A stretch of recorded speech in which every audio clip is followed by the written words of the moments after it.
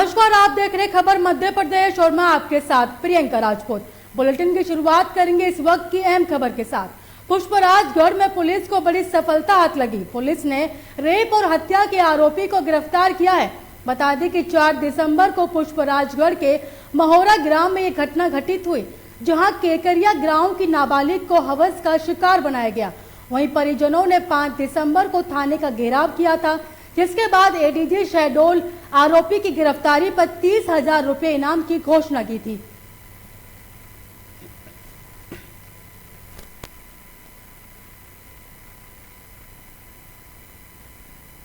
अनूपपुर से बड़ी खबर सामने आ रही है। बता दें कि बिहार घाट में सुबह 6 बजे से जाम लगा हुआ है। इस वक्त की बड़ी और अहम जानकारी आपको अनूपपुर से दिखा रहे हैं, जहां पर बिहार घाट में सुबह 6 बजे से जाम नजर आया, तो वहीं एक ऑयल से भरा टैंकर बीच मोड़ पर फंसा रहा। आपको इस वक्त की बड़ी और अहम जानकारी अनूपपुर से दिखा रहे हैं, जहां पर बिहार घाट में सुबह 6 बजे से जाम लगा रहा, तो वहीं पे बताया जा रहा है कि एक ऑयल से भरा टैंकर बीच मोड़ पर फंसा रहा, तो वहीं इस दौरान टैंकर से ऑयल का रिसाव होता रहा। इस वक्त की बड़ी और अहम जानकारी आपको अनूपपुर से आपकी टेलीविजन स्क्रीन पर दिखा रहे हैं, जहां पर बिहार घाट में सुबह 6 बजे से जाम लगा रहा, तो वहीं इस दौरान एक ऑयल से भरा टैंकर बीच मोड़ पर फंसा। तो बताया जा रहा है कि टैंकर से ऑयल था वो रिसाव हो रहा था, तो वहीं पर पुष्पराजगढ़ वासियों की मुसीबत बढ़ गई है। बालाघाट में सक्रिय नक्सलियों ने एक बार फिर दस्तक देते हुए सड़क निर्माण कार्य में लगे वाहनों को आग के हवाले कर दिया। बताया जा रहा है कि अपनी उपस्थिति दर्ज कराने और ग्रामीणों में दहशत फैलाने के लिए काम किया।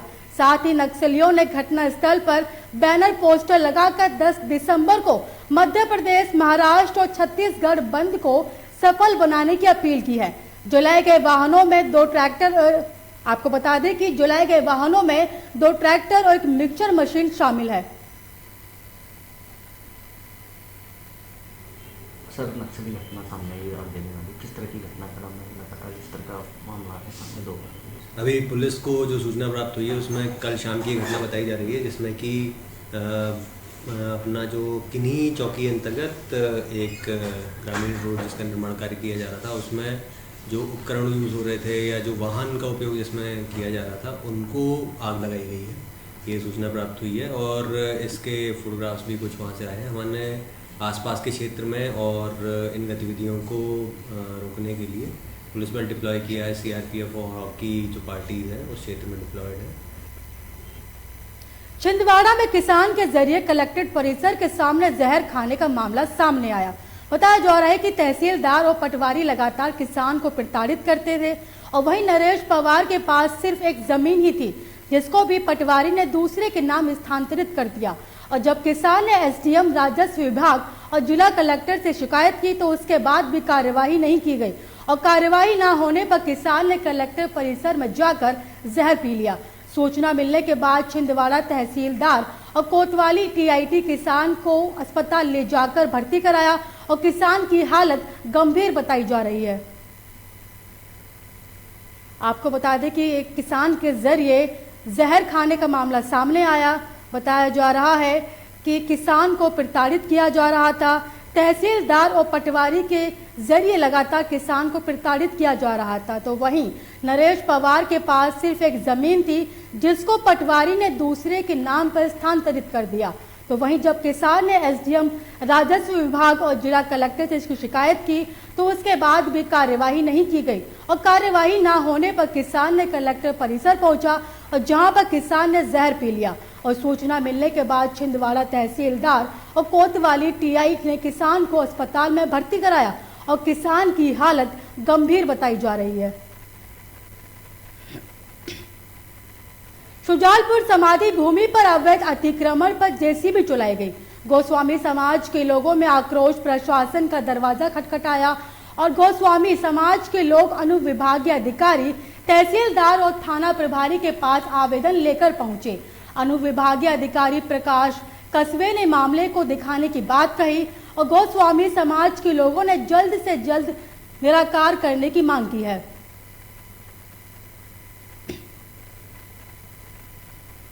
शिवपुरी में दो हाईवा ट्रकों की आपस में भयानक टक्कर होने की खबर सामने आई। हादसा इतना भयानक था कि मौके पर ही दो ट्रक चालक घायल हो गए और सूचना मिलते ही मौके पर पहुंची पुलिस और वाहनों की सड़क से हटाने की कोशिश की। पुलिस ने कड़ी मशक्कत के बाद जेसीबी मशीनों से रास्ता साफ करवाया, वहीं फंसे घायलों को तत्काल निकाला और पुलिस टीम ने तत्परता दिखाते हुए घायलों को अस्पताल में भर्ती करवाया।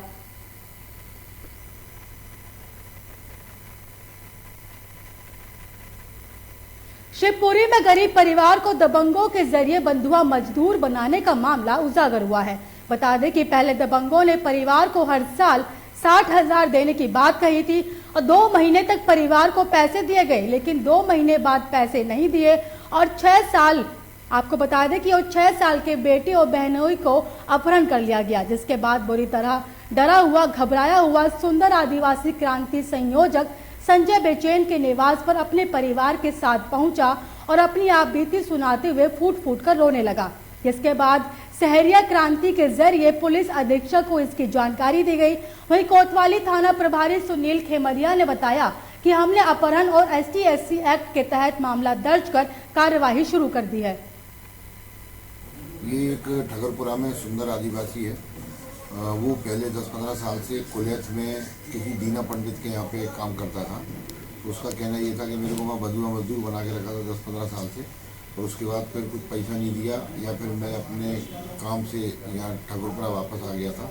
तो कल उनके आदमी दीपा और सूरज, ये 2-3 लोग 5-6 लोगों के साथ में बोलेरो गाड़ी से आए और उसके बहनों सूरज को और उसके लड़के अनिल को, जो करीब 8-10 साल का बता रहे हैं, उसको पकड़ कर ले गए और ये कह रहे हैं कि जब तक तुम लोग काम पे नहीं लौटोगे हम उनको नहीं छोड़ेंगे। हमने उसमें अपहरण का और SC/ST एक्ट का प्रकरण दर्ज करके कार्रवाई की। शिवपुरी में चोरों ने एक घर में रखे सोने, जेवरात और नगद लेकर फरार हो गए। वहीं FIR में 1,90,000 रुपए की चोरी का जिक्र किया गया है, लेकिन पीड़ित परिवार के अनुसार करीब 15 लाख रुपए की चोरी हुई। वहीं पुलिस ने मौके पर पहुंचकर घटनास्थल का निरीक्षण किया और मामला दर्ज कर चोरों की तलाश में जुट गई है। टीकमगढ़ के स्टेडियम में क्रिकेट क्लब समिति के जरिए कार्यक्रम का आयोजन किया जाएगा।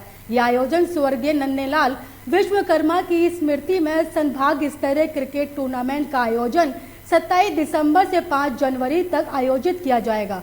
प्रेस वार्ता के दौरान आयोजक हरिशंकर विश्वकर्मा ने बताया कि टूर्नामेंट में कार्यक्रम में क्षेत्रीय विधायक को आमंत्रित किया गया है। अंतर्राष्ट्रीय क्रिकेटर से राज्य स्तरीय क्रिकेटर को पुरस्कृत भी किया गया। बाहर से आने वाली टीमों के खिलाड़ियों को रहने और खाने की सुविधा भी दी जाएगी। बता दें कि क्रिकेट क्लब समिति के जरिए तैयारियां जोरों पर की जा रही हैं और कमेटी के संयोजक हरिशंकर विश्वकर्मा ने बताया कि विजेता टीम को 21,000 और शील्ड प्रदान की जाएगी और विजेता को उप विजेता 11,000 रुपए और शील्ड प्रदान की जाएगी। चल रहा है, कब से ओपनिंग होना है? मानवर आज दिनांक हम 28/11/2021 को माता चक्का गोई चौवारा स्टेडियम क्रिकेट ग्राउंड में पत्रकार वार्ता का आयोजन किया गया। प्रति वर्ष की भांति क्रिकेट टूर्नामेंट का 9वां आयोजन है और इस 9वें आयोजन को हम विशाल रूप देकर के चाहते हैं कि ये राज्य स्तरीय सभी टीमें जो खेलती हैं, हम ओलंपिक के जो क्रिकेटर हैं जिन्होंने खेला है और नेशनल खिलाड़ी हैं, हम उनको भी प्रारंभ में बुलाने की कोशिश। टीकमगढ़ में राष्ट्रीय बाल अधिकार संरक्षण आयोग के जरिए सड़क पर रह रहे गरीब बालक बालिकाओं की देखभाल और संरक्षण के लिए भ्रमण कर सर्वे किया गया। बाल विकास विभाग और बाल कल्याण समिति की टीम के जरिए टीकमगढ़ की मलिन बस्तियों और परेशान बच्चों को चिन्हित किया जा रहा है, तो वहीं सड़क पर रहने वाले बच्चों के सर्वे के लिए बाल कल्याण समिति और सर्वे दल द्वारा अलग अलग क्षेत्रों में भ्रमण किया जा रहा है और इस दौरान मुश्किल वक्त से गुजर बसर कर रहे बच्चों को भी रेस्क्यू किया गया।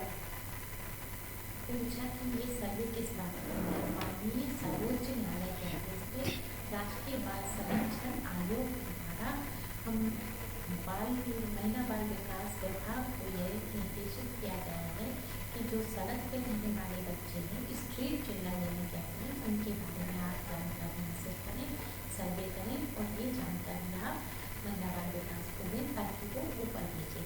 तो महिला बाल विकास में माननीय सुप्रीम कोर्ट के आदेश को मानते हुए हमें ये जिम्मेदारी ली है। तो बाल कल्याण सर्वे की विदिशा में शहर के सेंट जोसेफ स्कूल में हिंदू संगठन के कुछ गुस्साए लोगों के जरिए स्कूल परिसर में हंगामा खड़ा कर दिया गया। गुस्साए लोगों ने स्कूल प्रबंधन पर कार्यवाही करने की मांग को लेकर एक ज्ञापन भी सौंपा। बता दें कि पिछले दिनों सेंट जोसेफ स्कूल के 8 बच्चों के धर्मांतरण का मामला सामने आया था।